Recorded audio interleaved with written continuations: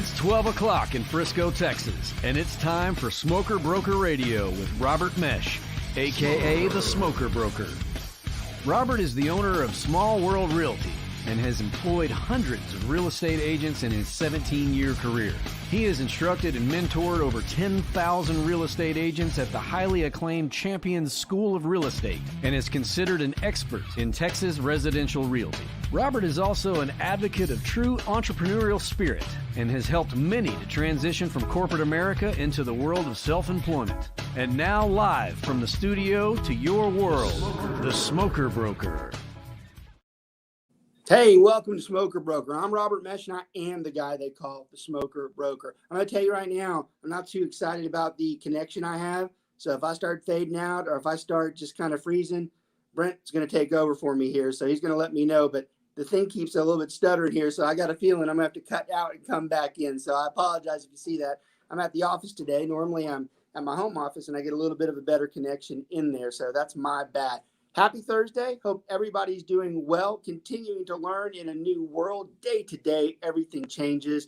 COVID continues to be the primary discussion for us and business, which is why we always start off our show with that particular conversation, because it does affect the business that we do. We are affected by COVID. Everybody's affected by COVID from a health perspective and a business perspective. So we almost have to discuss it each week as an update as to where we are. So it is interesting news this week, or actually in the last couple of days.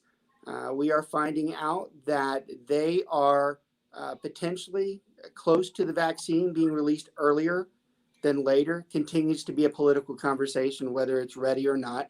And we're certainly not here to discuss that, but we certainly are here to discuss the probability that what if they do have an actual a vaccine? What if they do have a vaccine? Brent, can you do me a favor and send David the link? I forgot to give him that. That's my bad. That's why he's having trouble. Go ahead and respond to him on that text there. So they're discussing now, do we have a vaccine? Is the vaccine ready? And that becomes the new conversation. It does appear that we do have a vaccine that potentially is ready to be distributed, but whether it's actually viable or not, that's going to be a conversation. I ain't putting that in myself. What's that? I'm not shooting that into myself yet. Well, I was just about to say, that's the next thing. How many people are going to say, I'm going to do it. I'm going to take it, and trusting the fact that it's been tested a long enough time in a certain enough amount of people to rely on it. And I think that's going to be the next conversation that we all have. But one thing's for sure, it does bring a little bit of hope in.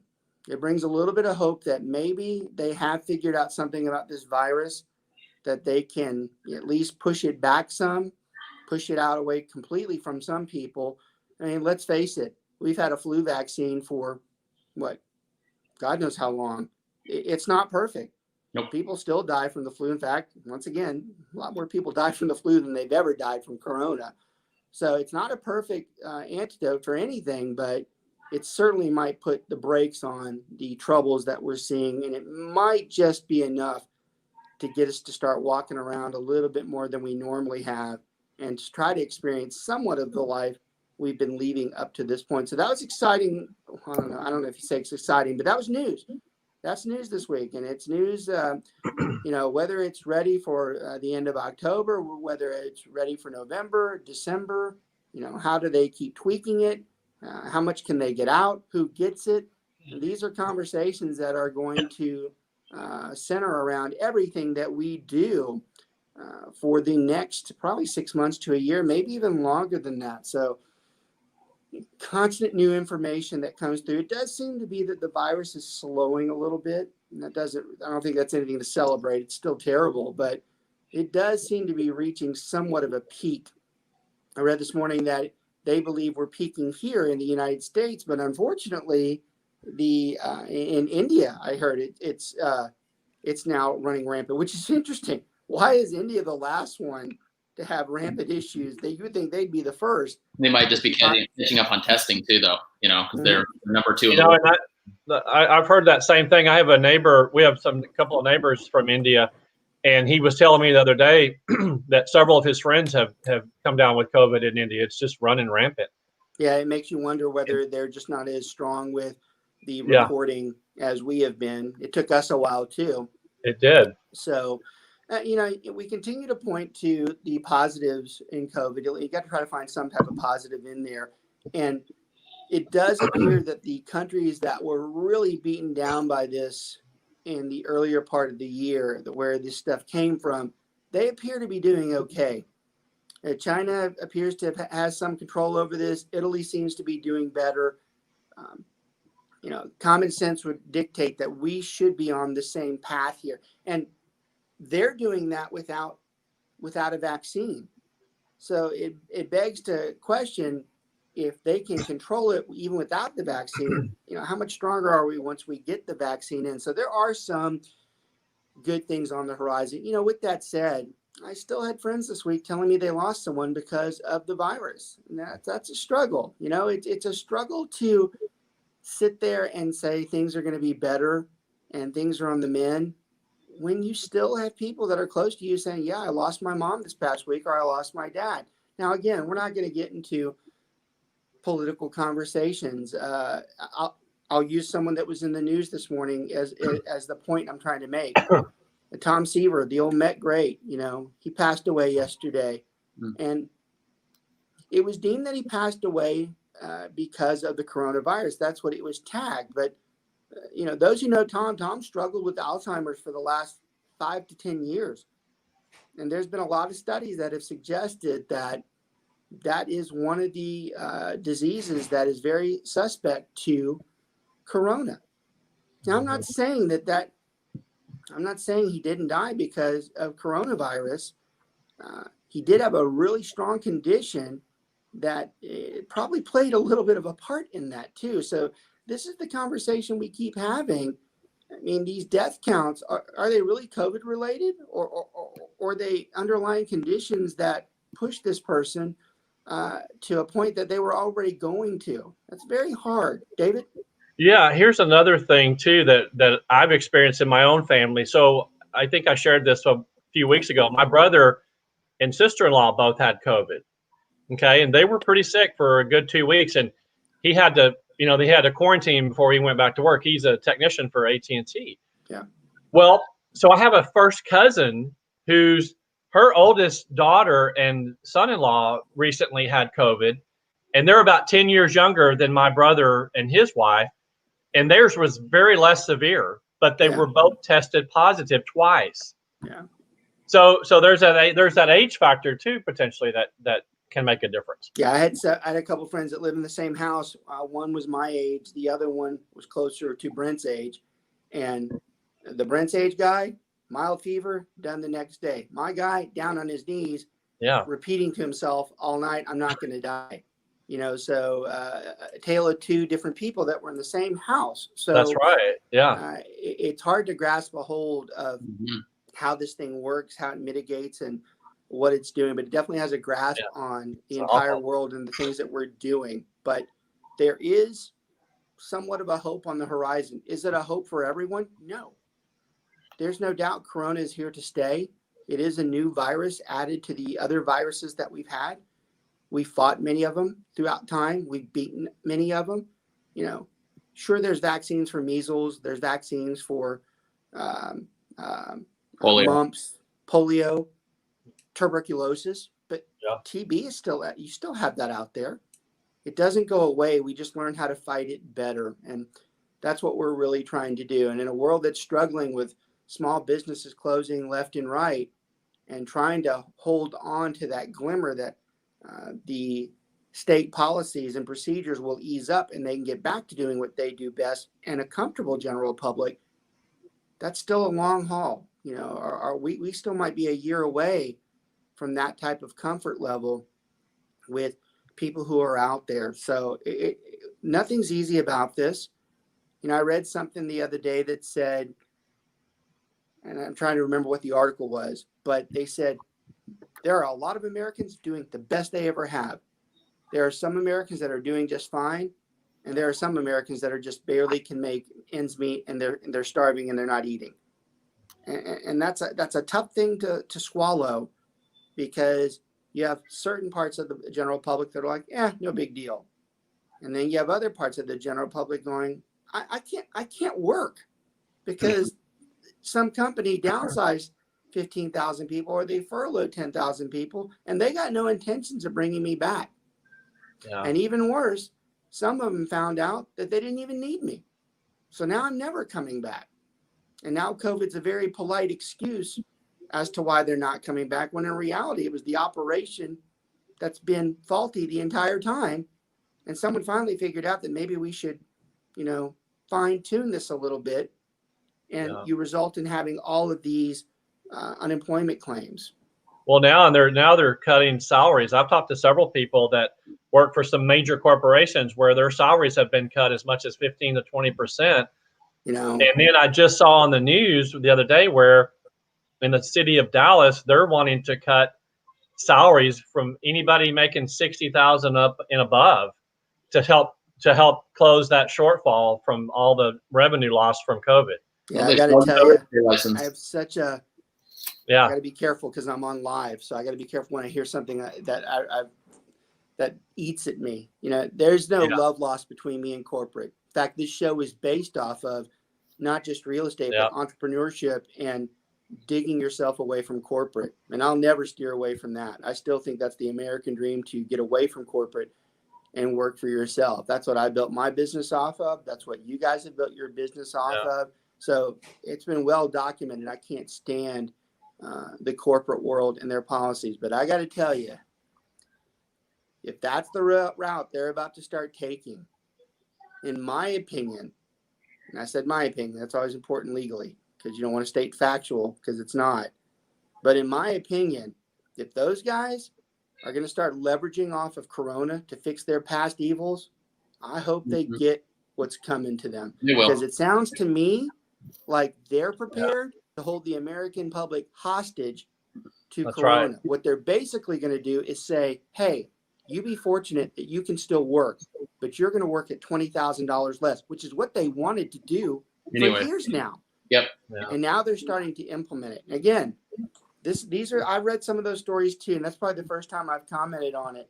But I got to tell you, if that's the route they're about to take, I sure hope karma at some point catches up with them, because that's about as sick as it gets to use the virus as an excuse to fix the ill wills of 10 to 15 years of poor management. It is the foundation of corporations. It's exactly what they do. You pay someone a ridiculous amount of money who they say is smart. They say they've done this before, and what they've done before is destroy the other company that they were at. That's what I always find interesting about corporation. See, now y'all got me off. I'm back in the original spiel of this show, which is great because it should be on here. You pay someone an excessive amount of money, and then they flush that company down the toilet. And then what's amazing is they work for another one 2 years later after they took the severance package of millions of dollars. Now they're working for someone else who they're going to go ahead and screw them up too, because obviously they couldn't fix it the last time, and yet they're deemed a genius. Yep. They're deemed, this guy's smart. Yeah, he's smart, all right, or she's smart. They know how to flush it down the toilet. They've been trained in how to do that, and it seems like that continues to be a repeat. Anybody thinks that I'm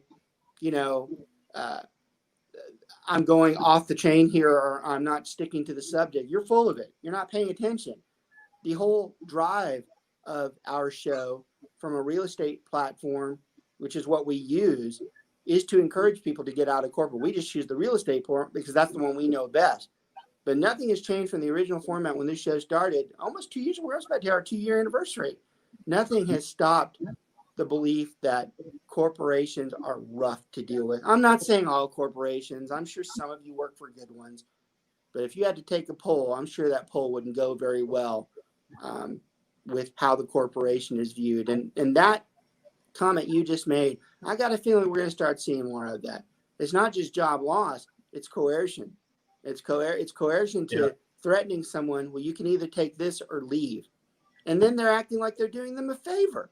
It's a sick world, literally. Sick mentally, sick physically.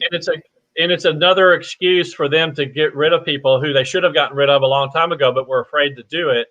And now they're using that, that's an open door. It's like, let's just move them out.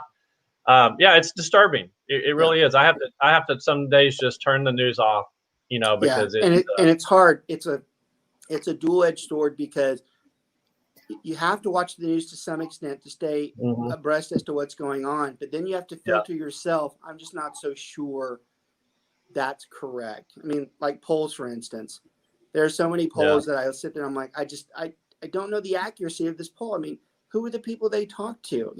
How many people did they talk to? Where did they talk to them at? The United States is very multicultural, spread across. It's a huge melting pot. And if you go to one area and get one view, that's not representative of the entire country. So what poll are we looking at? Who is it that's saying those things? It's very hard to decipher, what goes on the news, because some of it is factual. It's sad when you have to say some of it is, like it's an afterthought. But some of it is factual. There's important information that goes through there. But, David's right. At times it makes you wonder, well, I'm just not going to listen. I'm not going to listen to you. I'm not going to listen to what you say. I don't believe it. There's nothing you can say to make me believe it. So it just puts us in a situation at where do we look to find factual information? Where is factual information these days? So, okay. We do talk about COVID. Like I said, it does direct what we're doing. In fact, the conversation we're having today is affected by COVID, which is why we opened up the show with an update as to what COVID is doing. We are talking about new construction today. Fun conversation. A lot of times on the show, we have more serious conversations.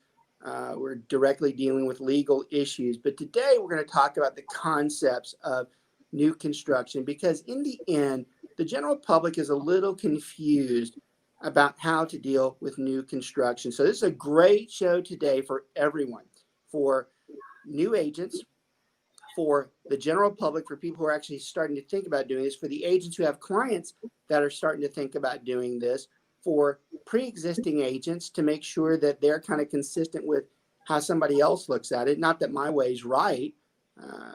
I like to think it is, but it doesn't mean it is. And I have a lot of people who are a lot smarter than I am that do this and that are better at it than I am. So it's always an opinion as to what the right way is. But I've done it long enough that I think stuff we're going to tell you is very good advice on how to handle new construction. So for anybody that's out there today that's watching, and especially the amount of archives, we have a lot of people that watch the show throughout the week. It's not as much live as it is archive, which I really appreciate. I love the viewership. We have continued to skyrocket. I saw we hit 700 the other day on one of the shows. It means a lot of people are going back and watching it, which means it's useful, and that's the whole point of the show. So we can break up new construction in a couple ways. We can discuss let's do it from the client perspective first. When a client starts a conversation that I want a new home. So let's talk about the routes that they have. In fact, I shouldn't have to talk as much. You guys know this as much as I do. David, let's start off with you. What's the first thing a buyer can do? And talk about on their own. What can they do if they wanted to go look at new construction? Well, first and foremost, you can go look at new homes on your own. If you're a consumer out there wanting to purchase a new home, you can absolutely go and tour those homes. You can talk to the salespeople all day long. Yes, you can absolutely do that. Is it recommended? No, but you can certainly. I tell people, look, you can do that on your own, but I would highly recommend you have a realtor representing you, and you need to let them know that when you go look at those homes. Yeah, that is an outstanding response. In fact, that's exactly what I wanted to hear, because you said it perfectly.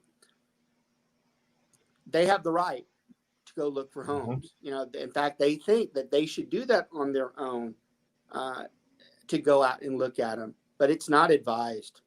No. It's not. And we're going to talk a lot about this in the next 45 minutes or so, or next 30 minutes, about why is it that somebody should go with them to those things? Because we've talked about this throughout the years, and it's not a shot at the general public. It's a fact. A majority of the general public just does not understand real estate. A majority of the general public thinks they understand real estate and thinks they're more capable of doing it on their own and brags about the things that they do. There's nothing more entertaining when someone brags about something they did in real estate when they actually screwed up, but they don't even know any better, and they're bragging about something they messed up. That's really embarrassing. And I can tell you 99% of the conversations I have with someone who did that on their own that does not have expertise in real estate screwed it up. Okay. Well, and on a personal note, I bought my very first home this was back in 2002. Okay. I had never done that on my own. So I did a little bit of research, talked to some friends and some family members, but I basically just took it upon myself to go look, and I talked to different builders. But honestly, I really didn't know what I was doing. I didn't even know I could hire a realtor to go with me. Right. And they were the salespeople were very nice, but they were throwing out terms that I wasn't familiar with. I didn't know that I could hire a realtor. I didn't know I could have that home inspected. Yeah, it's not like they just go out of their way to advertise, saying, "Hey, you should go get somebody. We're going to go ahead and pay them." Yeah. Now I want to talk. And about Go ahead. Well, and I think I did okay. I mean, based on what the research I did, and I talked to different builders. But in the end, I really don't know how great I did. Yeah, he didn't. He didn't do well. He messed something up, I guarantee you. So we talked about this stuff about the builder not necessarily advertising. You should go get help. Okay, so let's start with that conversation. Let's start about the setup with the new builder. Okay, the new builder has an ISA. That's what we call an inside sales associate. That person works for the builder. Okay, they're supposed to represent the builder. They do not represent you. They're not your agent. They're not you're not their client. They represent the builder. Plain and simple. Okay, that alone should be a bell ringing off in your head that they're not doing this for my benefit. They're doing it for theirs. They'll act like they're doing it for your benefit, calling you, their customer and all that stuff, but they're not. Yeah. They're in the business of making money, and they're going to make as much money as they can. They are not in the business of saying, "Oh, that's okay if we lose $5,000. Not a problem." They wouldn't be in business that long if that was the case. Okay, so that's the setup in the actual builder. Any builder that you go into, especially the mainstream ones that you walk in, there's going to be a sales associate there. They're going to immediately greet you. They're going to start talking about everything they have, and they're going to want to show you houses. And of course, they're going to want to sell you a house. Okay. Now, the reason why they don't advertise a real estate agent is the mere common sense fact that if they don't have to advertise it and they can sell the house on their own, then that's good business sense, right?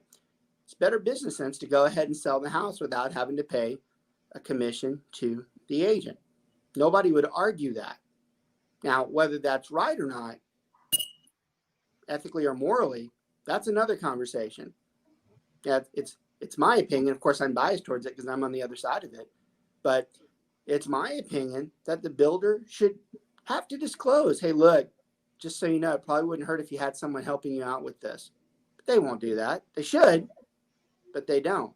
And they don't even ask a lot of the times. They don't even ask you. So and a lot of times they're hoping that you're not. Okay. That's right. Now I want to talk about this too. This is more on the realtor side.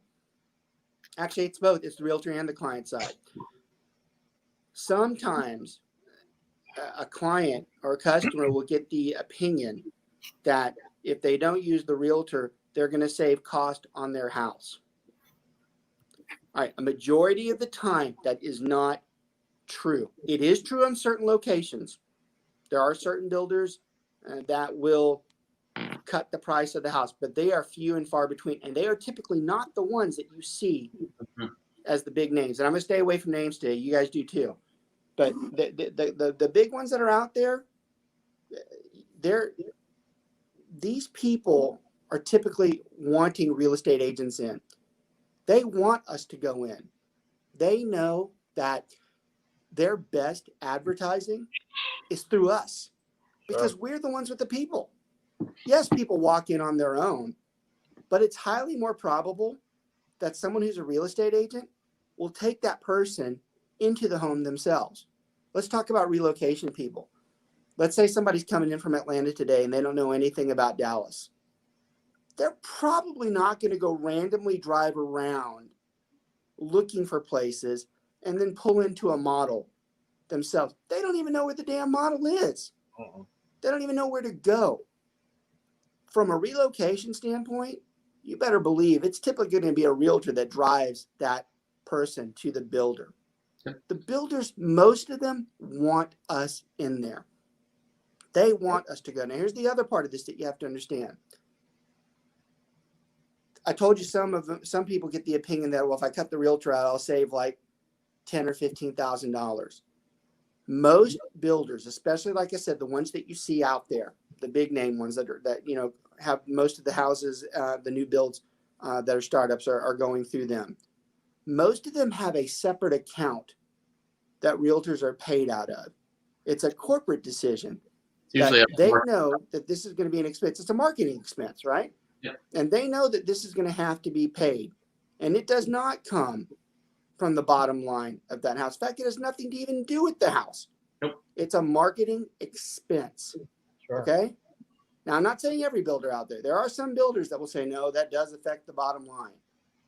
But the majority of them, that is not a true statement. Now, this should be good for both sides, the general public and the real estate agent. It's good for the general public because those of you out there who are watching, or your agent forwarded you to watch this show, which a lot of you agents should, those of you that had that understanding, now you should be of the opinion, well, if that's not true, then why don't I go get a real estate agent? What do I have to lose? Right? That's the attitude that you should have.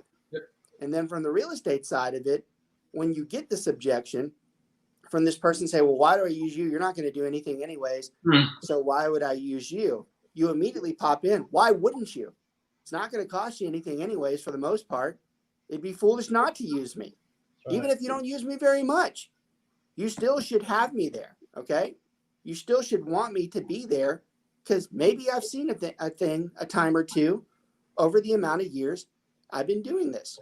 So why would you not want me to be in there? So that's a really good setup for this conversation as far as the ISA goes. That person, they don't work for you. I'm not saying they're not nice. I'm not saying that they're not going to go out of the way to do the best they can and help you. But in the end, they don't work for you. That's not disputable, by the way. They work for a builder. If you ever want to tell yourself as a client or your agent or whoever, the bottom line is they work for somebody else. And that should be a big warning sign to you. That should mean not necessarily that you're in harm's way, but you definitely might have some issues. Yeah. Were you going to say something? No, that was David. Well, and another, oh, go ahead. I'm sorry, Brent. No, he's waiting on you. Go ahead, David. Okay. Yeah. Sorry. So another benefit, though, it's not just about buying that house today. It's about developing that relationship. You may use me for this purchase, but guess what? In a few years, you might be moving. You might want to upgrade that house, or you might want to downsize that house. Well, you've already got a realtor in your back pocket. I can be your long trusted realtor over the years. I can help you with comps. I can help you with a lot of different things. It's not just a one-time event. And I think that's where some people, it's like having a financial planner, right? You don't just talk to them one time and that's it. So that's a good point. I want to bring that in because that's a core concept. We talk about giving takeaways on the show. So I'm going to go back to the gratification or the elevated status of being a real estate agent. Okay. It is a privilege to be a real estate agent, especially a good one. And I'm going to tell you why. When you're out there socially talking to somebody, especially if you don't know them very well, maybe you're mingling or you're networking or whatever, the number one person they typically want to hear from is someone like us. Mm-hmm. The Warren Buffetts of the world, the Mark Cubans of the world, they don't care who it is. If it's a real estate agent that's done it for a while, they're going to listen to what they have to say. Those guys, as wealthy as they are and as smart as they are, that's not their expertise. Sure. By the way, most of their wealth came from someone who did have that expertise that they listened to. So when you're out there and you're talking to somebody, if you want to, I'm really big on contributing. I want to make sure my day contributes to something. Every day I rate myself as far as how productive was I. Okay, my productivity is high. I want to be able to help people. I want to be able to give them the things that they need. I don't want them just to listen to what I have to say because they were doing it as a favor. Most people who listen to someone like me, meaning a real estate agent, they're listening because they want to know what's right and wrong about a huge expense and asset and investment, all of those categories.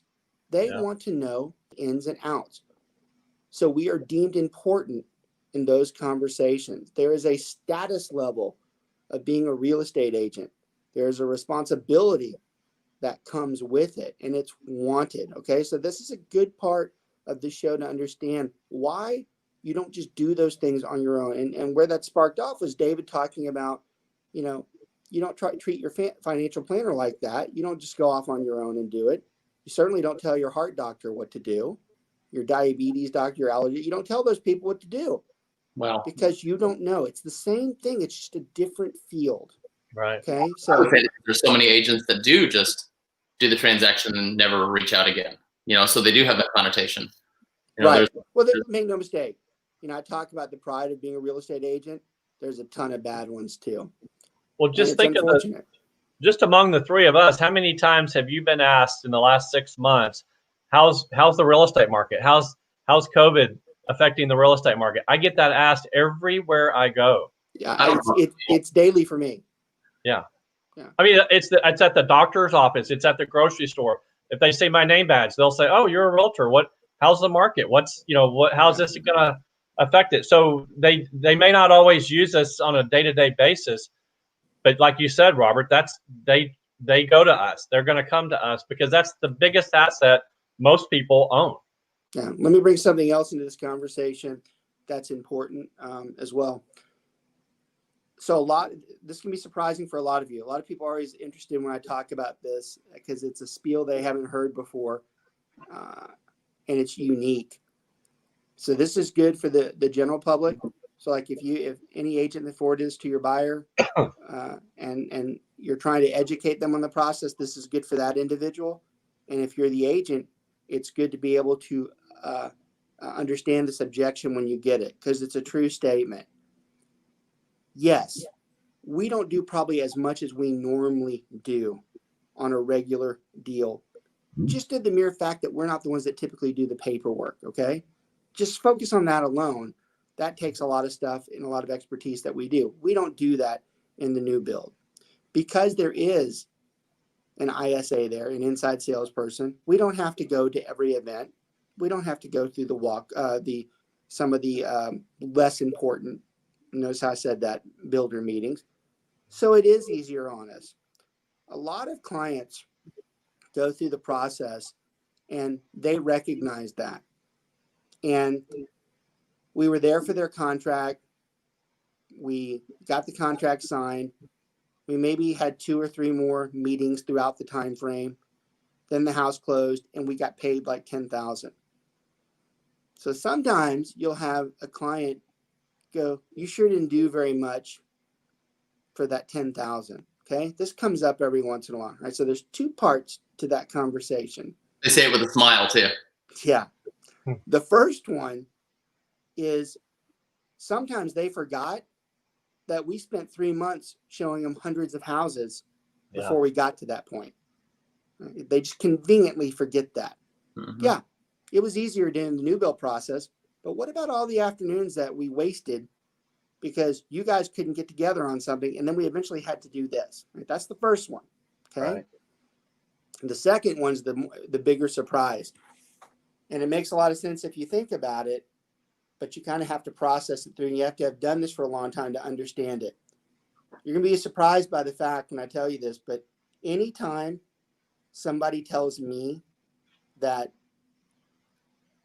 I didn't work that much for that type of money, and they initiate the fact that I'm fortunate because of them, you got it all wrong. All right, there's a couple things you need to understand. One, I'm not getting paid by that builder because of you. You might think I am because it's your deal. But in reality, I'm being paid because I brought probably 100 to 200 previous clients into that builder, and they know I drive business into that builder. That is what they're paying me for. They're not paying me just because you decided to put my name down. And for the other thing on that same conversation, you weren't the one who paid for it anyways. That's right. So why does the question come up? Why is it human nature for someone just to, do they want to dig at you? I love it when someone wants to dig at me, the guy that helped them. Is it that somebody else told them and now they're listening to that person like they're the expert? Right.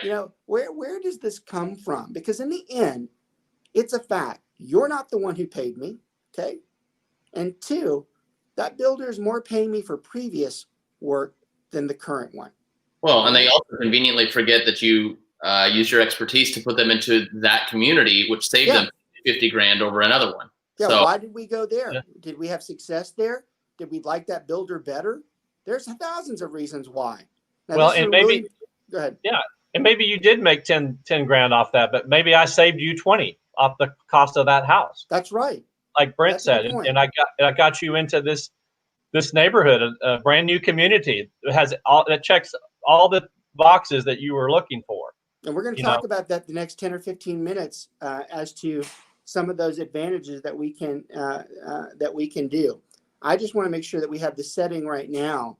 Yeah. That as far as the money goes, that should not be the concern to the buyer. They should be concerned that they have the maximum amount of people watching out for them as they do this. And another thing here. And correct me if I'm wrong, Robert, you've been in this business a lot longer than I have.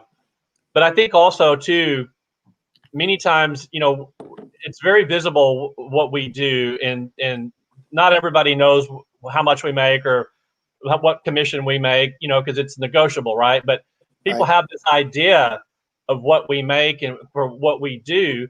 And maybe the client that you're working with is an engineer at Microsoft. Well, we don't know what they make. We don't know what kind of a bonus they got. So nobody's going to question them. Well, what did you do to earn that bonus? Right. They don't. We're a lot more visible in a lot of ways than other professions are. So they don't get questioned like we do. It's because people are more comfortable that they're capable of walking into a house, but they're not capable of walking into a surgery room. Right. First of all, they can't get into it anyways, but they have the access like we do, which makes them think that it's the same thing, and it's not. Okay. So the bottom line here, and it's not biased because we're in the industry, it's pure common sense for everything that we've told you. You want a real estate agent when you go into the new construction. All these other objections and all this other stuff, that needs to be thrown. That you need to push that aside. That is not what you should be focusing in on. You should have the maximum amount of help, and you should have it for someone you trust that is going to do the things that they need to do for you to make sure that this is a perfect transaction. Because the builders, trust me, are less than perfect. And at some point, you are going to need the help. Now, this is a good transition into how it is that we can help, okay? And before I forget, because I know I'm going to roll too quick because we're already, about another 15 minutes for the show. I always want to make sure that we thank our sponsor out there, Martin Cooley. We're very fortunate. We have lots of great vendors that we work with. We always give our clients at least 3 alternatives because we never want to say you should use only this person. But like I always say on the show, I'd be lying if I didn't tell that particular individual, here are the choices. You should call all of them. But I'm telling you right now, this guy's been serving our particular firm for the longest time, and we've never had an incident. Martin Cooley at BPG Inspection. His information is down below. Probably the most solid inspector that I know out there. And I've got a lot of inspector friends who are good friends and love each of them. But this guy has been very consistent for us. Great bedside manner, tells it like it is, doesn't scare the client, doesn't do, you have a lot of inspectors out there that every single item they put seek professional help, seek a structural engineer, seek a plumber. I'm like, why the hell did I even bring you out here then? Why didn't I just bring those guys out here? Martin's not like that. He puts what the state tells him to, and then he clarifies the importance level of it. And that is what we are looking for. That's the type of individual we're working for. So very fortunate. The SWR firm is a large group in the Keller Williams environment.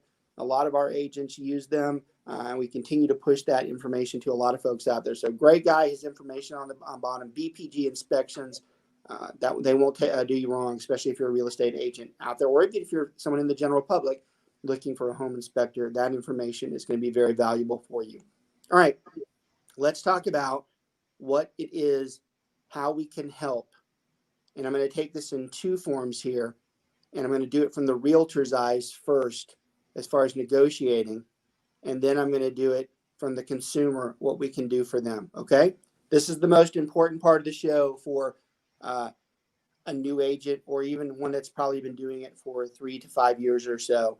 This is an important piece. This will be well worth the watch, because this is something I've perfected over the years, and it's never proven me wrong if I initiate the negotiation this way. Okay, so two types of new construction deals. One, you have what we call a spec home or an inventory home. It's already built, it's finished, it's sitting. They're paying on it, and they're waiting to get somebody in there. All right. Common sense should dictate they probably have more room on that one than building a stick one from the ground up, right? Okay, because it's sitting there and they don't have anybody. And every month that goes by, or every day that goes by, they're paying interest on it. So they want to get rid of that house. Most of the time, there's probably going to be a lot more room on that type of house. If you're building from the ground up, I got to give my kudos to the builders, because they've become smarter over the years. They got tired of people going back and forth with them, trying to negotiate with them when they built a house. So somewhere along the line, somebody said, you know what, let's just do a base price on this house and say, this is basically the guts of the house. You tell us what you want to put in it, and we'll just add that to the price. And the brilliance there is it kind of gets away from what kind of deal you're going to cut me. Because you're like, I'll cut you whatever deal you want me to. You just tell me what you want me to put in, and I'll put it in there. If you want more, I'll put more. If you want less, I'll put less. So it kind of took the negotiation side out of building from the stick up. And here's the thing. When you're an agent and somebody asks you to go help them with the new construction up, I wouldn't shy away from the fact that we're only going to be able to do so much from a negotiation standpoint when we do that. In fact, the only negotiations I really know of these days, and I'm not speaking for everything, and there'll be some brokers out there say, well, I've done it before, and that's fine. But in my experience, the amount of agents that I have, most of them, when they ask, hey, look, can we get the price knocked down on building from the ground up?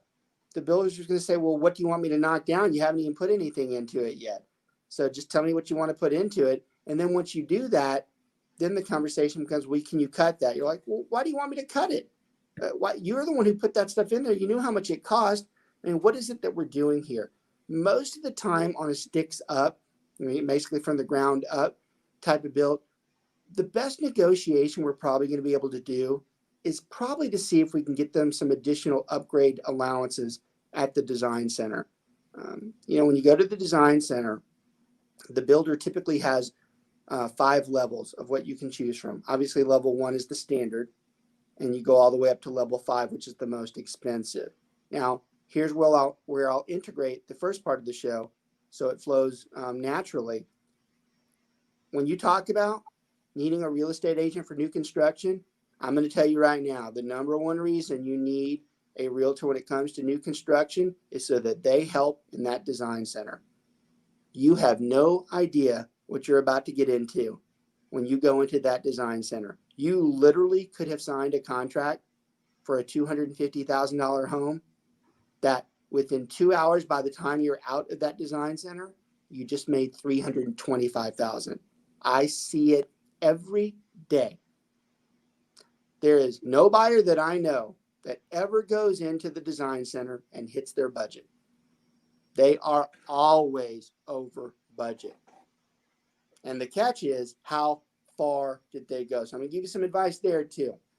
When you're in the design center and you know the financial status of your client and where they're trying to be and what they're trying to stay, you want to give them leeway and you want them to get the things that they want, but you also want to caution them.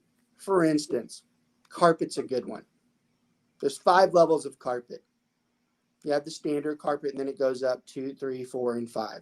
5 being the most expensive. I'm going to tell you right now, the difference between level 3 and level 5, most people never see. I would even argue from level 2, they might not see. Are you really prepared to add an extra $5,000 onto the cost of your house because the highest level was X amount and it absolutely changed the look of your house? That's not going to change the look of your house. I guarantee you most people wouldn't be able to tell. In fact, the only time I can ever even tell, it's not the carpet, it's the mat. The mat's the only time you can tell if someone has really nice carpet or not, because that's where it gets expensive, is when they price those thick mats in there. But that's a good example. If it's me, and by the way, anybody who watches our show consistently, you should already know the answer to this. We're consistent with the advice that we give when we go in there. We prep that buyer before we walk in there. We tell them what we're going to do. We tell them what we're going to do when we're in there, so that there's no surprise. Because it basically comes down to this. If it's something structural, we're probably going to let the builder do it, because it's not a good idea to have someone come in after and do a structure. But if it's more cosmetic, you probably should have a hesitation before you make the builder do it. Here's another good tip. A lot of good takeaways in this small little segment here. Hardwoods. Everybody wants hardwoods, right? It's a staple. Most builders will give you 1, maybe 2 rooms, or maybe 1 room in the hallway with hardwood. But after that, you're on your own. I'm going to tell you right now, I say that a lot in this particular show, because I am going to tell you right now. Wood, they're probably marking that up about 30 to 40% than what you would have paid if you went and got somebody to do it. But to be fair, though, it's hard to do it afterwards, as far as, because a lot of times they have to use that thin concrete and level it out. So you have to see, is it that big of a pain in the ass, or would you rather just have it done? That's where you have to look at it. You have to judge what is the cost factor here. What is the granite, for instance? You're probably paying 30 to 40% more for granite via the new builder. Is it a pain in the ass to have someone come in after and take the cheap counter off and install a new one? Probably. Remount the sink. Yep.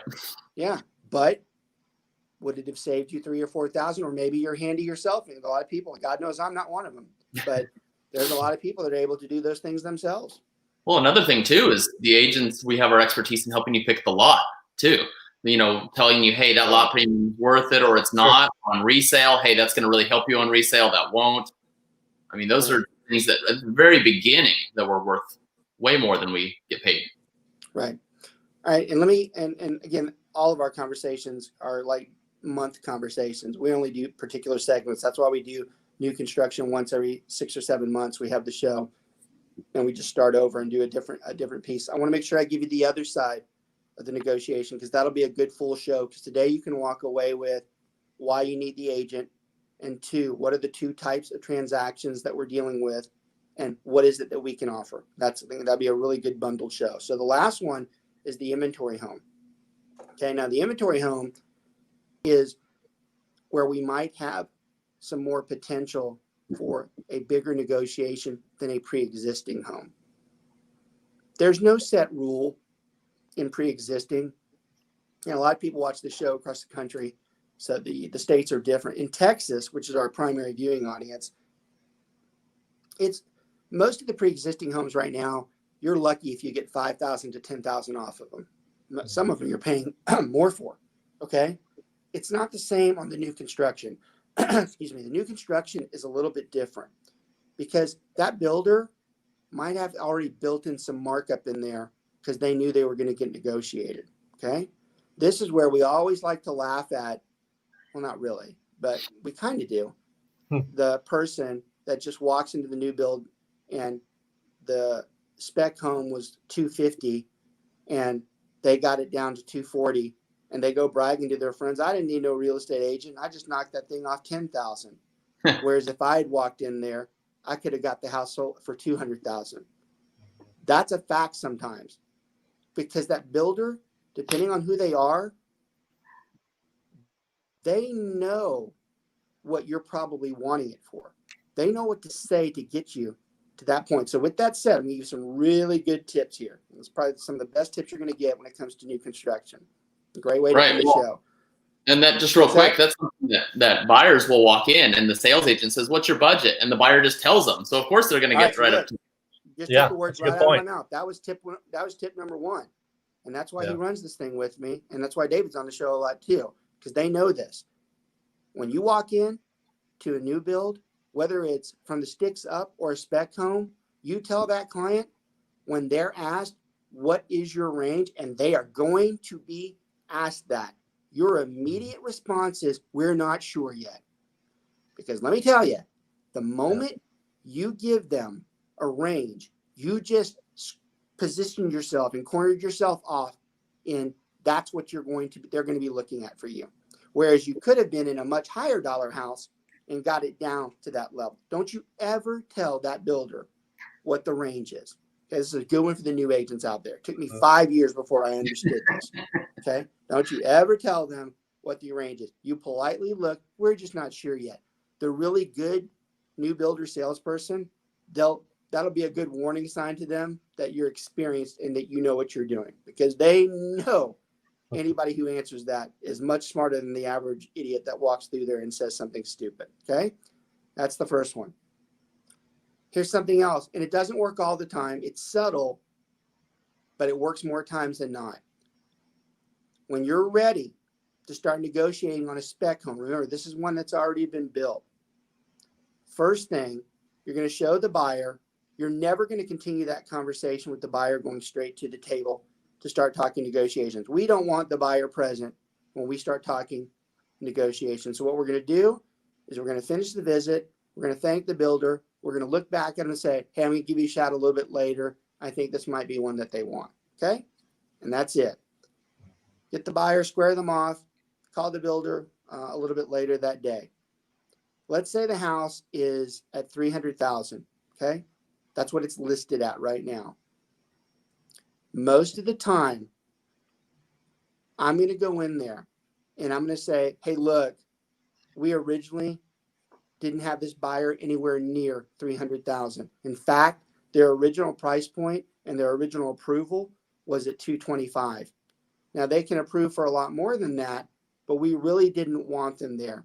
However, we suggested that they come look at this house because it had a lot of what they wanted, and maybe there's a possibility that you guys were a bit higher than where you should be. So I don't want to waste anybody's time, but that's where we're at. I just need to know if there's some room in that thing or not, because if we're not anywhere close to that, we might as well just walk away. That builder, a salesperson, is going to do one of two things. All right. One, they're going to immediately say, well, look, we've been selling way too many of them and we're not budging on the price. So it is what it is. Most of the time when a builder says that, rest assured that they're not moving much off of it. They're not playing you. They're flat out telling you. Because the second one, if they hesitate, meaning if they just look at you for a second and pause, and then they say, well, let me talk to my manager. That is almost a 99% guarantee that there is room in that house and that there is opportunity to get that thing down. Now the key is how low will they go? Right. And they can say, oh, I can do 10,000, or you can write an offer and see if they'll take it. And that's usually a good right. sign. That's an invitation for you to come in low. Right. It's not saying they're going to take it, but you made it clear to them that originally you guys weren't anywhere near that. You're kind of softening the blow that if you do decide to come in there, maybe at 265, the whole world is in shock. Now it's changed over the years, but 10, 15 years ago, some of those builders, they padded those things by 50 to 100K. Today, not so much. They're closer, but you still can get them down 20 to 30,000, maybe even 50,000 on certain builders. Right? Well, and I think also, especially right now, being in a seller's market like we are, I think there's this assumption out there that, oh, there's no way that I'm going to be able to get this house, at list or up, below list, even if whether it's a pre-existing or a brand new home. And that's just not true, because some of these builders are willing to negotiate. And as we all know, a lot of sellers will accept offers below list price at, That's right. times, even in a seller. There's a lot more leeway in the build side. That's the key, is that Yes. it might not be just 5 or 10,000. So the negotiation changes for the new Yep. agents out there. This is where you have to alter your persona. It changes. You have to be experienced enough to know what to say. I'm going to tell you right now, that last little 10 minutes, probably some of the most valuable information you'll get. Yeah. That took most of us years to figure out. It's not in the books. That's why I constantly brag about my guys being better than most out there. And that's a bold statement to make when you have the amount of brokers and the credible brokers that are out there. That's a bold statement to make, but it's true, because those guys, they've been told that from day one. They don't wait to read it out of a book, because it's not going to be in any book. They don't wait for someone to share it with them like in some type of class, because they're not going to see it in some type of class. We teach the hardcore knocks of this business. We teach the nuts and the bolts. We don't polish them. We teach you how to do it. And that's what we do best. I want to thank everybody for watching the show today. Hopefully you got a lot out of that. That's really good information for the general public and for any type of real estate agent out there themselves, especially the new ones. I really do appreciate you guys watching the show. Continue to share it. Continue to push it out. You can always catch up with me. My email is super easy. It's smokerbroker@kw.com. Sometimes I don't put my number up there, but it's 214-683-8973. Again, that's 214-683-8973. Thanks for watching. We'll see you guys next week.